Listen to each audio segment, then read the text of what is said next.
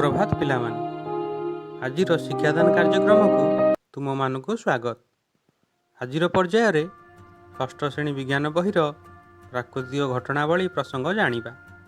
पिलामाने तुमे टीवी किंबा रेडियो रे वर्षा, बन्या, मरुड़ी, बात्या और भूमिकंप परी प्राकृतिक घटना घटिबार शुणिच।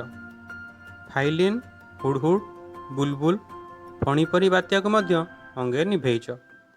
पिलामाने तमे आकाश रे बिजुली घड़घड़ी देखिले डरी जाओ ना कि? तेबे विपरीत चार्ज युक्त मेघमाला परस्पर निकटतर हेले घड़घड़ी और बिजुली सृष्टि करती। वृक्षलता जंगल वर्षा करिबारे साहाय्य करती।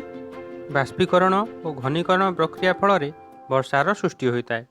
तेबे से प्रक्रिया गुड़िक विषय रे विस्तृत भाव में एबे आमे पढ़िबा।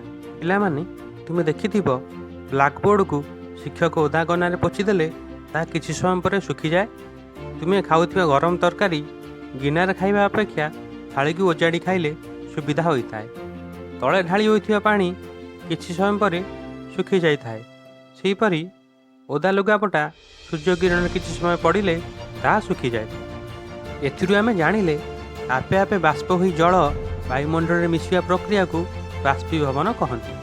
एथिरु बाहर थिबा बाष्प को जलीय बाष्प कहुए। तापमात्रा बढ़िले, सूर्यकिरण पड़िले, वायु चलाचल हेले बाष्पीभवन वेग अधिक होता है। यही प्रक्रिया रे नदी, नाल, पोखरी, ह्रद और समुद्र पानी जलीय बाष्प आकार वायुमंडल को जाए। यही प्रक्रिया जलधारार पृष्ठभाग संघटित होता है।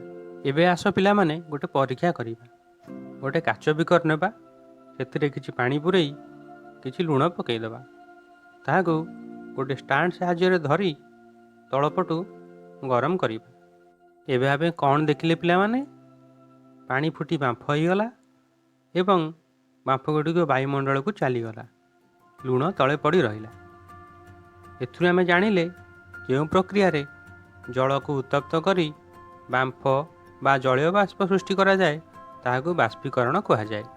तमे देखिच रोषेई बेले कल कारखाना और शिल्प अंचल जल यही प्रक्रिया रे वायुमंडल रे मिसी थाए। बाष्पीकरण प्रक्रिया रे जल थिबा पात्रर अणुगुड़िक उत्तप्त होई ऊर्ध्वगामी होइथांती। एबे आस जानिबा बाष्पीमोचन प्रक्रिया। पिलामाने तुमे आगुरु पढ़िच उद्भिद खाद्य तैयारी पई जल आवश्यक करे। सही जल को से मूल साहाय्य माटीरू संग्रह करिथाए।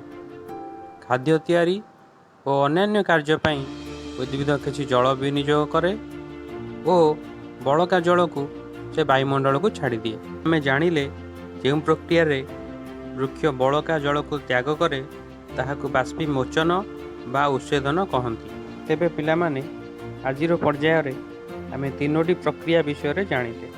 सेगुड़िक है बाष्पीकरण, बाष्पीभवन और बाष्पीमोचन।